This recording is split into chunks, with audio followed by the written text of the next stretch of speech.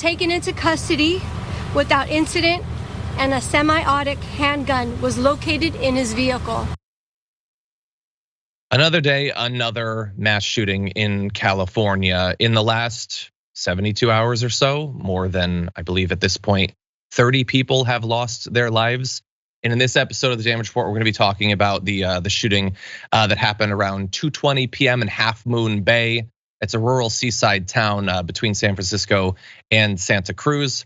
The second in just 3 days. 4 people were killed at a mushroom farm on the outskirts of Half Moon Bay. 3 others were killed near a trucking facility less than a mile away. Other victims injured were rushed to hospitals. You can see here a little map of a couple of the different locations of the shooting, not that far from where we were at that point to film our live show. Now, thankfully, in this case, they were able to bring the person in, but unfortunately not until they'd already committed apparently all of the senseless, tragic violence that they had wanted. The sheriff, who I believe you saw in that video, said that the suspected shooter, Zhao Chunli, was found in his car in the parking lot of the sheriff's office substation. He was taken into custody without incident. You could see a little bit of the end of that interaction in the video that we showed initially. They were able to just approach the car and he allowed himself to be taken in.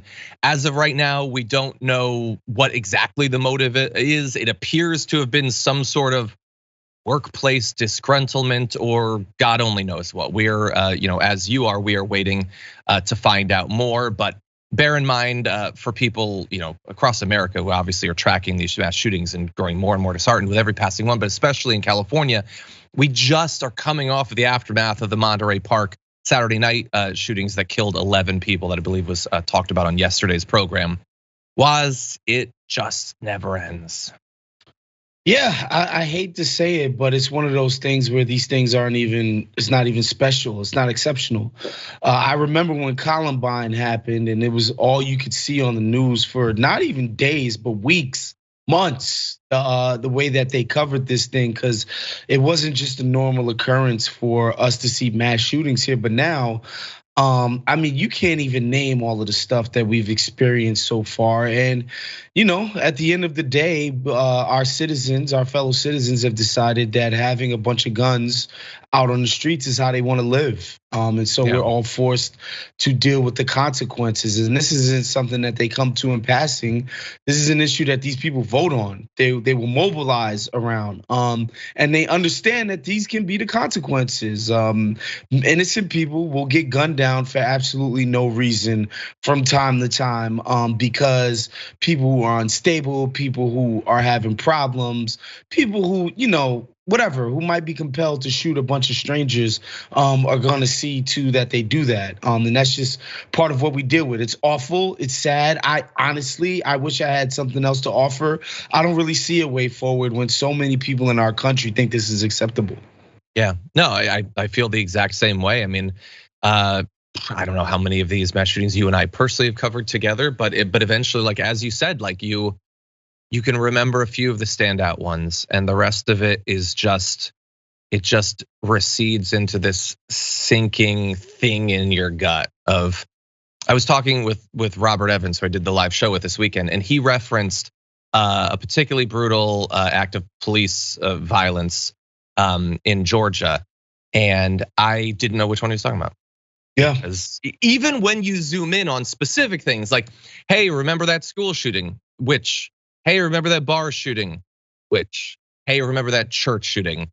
Which, at this point, you have to be very specific in America because of the amount of gun violence that we have. In this case, again, we'll find out more about the person's motive to whatever extent people care about that.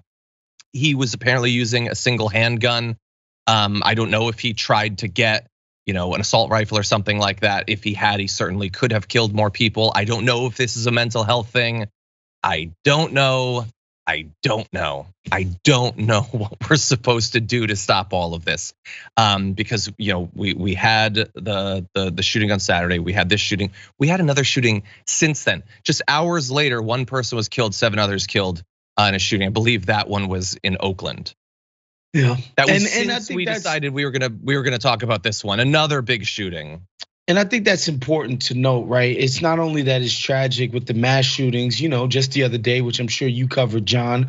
A little kid brought his gun to school, popped his teacher. The countless, dudes whose girlfriends break up with them and they end up grabbing a gun and killing their ex for moving on from them. Gang violence, you name it. We shouldn't have any of this stuff. And the bottom line is people need to realize in other countries, they figured out how to get rid of gun violence. This isn't some, intractable problem that's like impossible to solve. These are choices that human beings have made as a collective to accept over here. There are plenty of other places where gun violence just straight up is not a thing. Nobody gets shot and killed from guns. And that's a policy choice, that's a human choice. And so, we don't have to pretend that this is like as omnipresent as oxygen, right? It doesn't have to be this way. Yeah, and while we should acknowledge the ways in which America is exceptional, like the amount of guns that we have here, the reason that we have all this violence in other places is not because they don't have mental health issues. That is a constant throughout the human species in every country, in every era.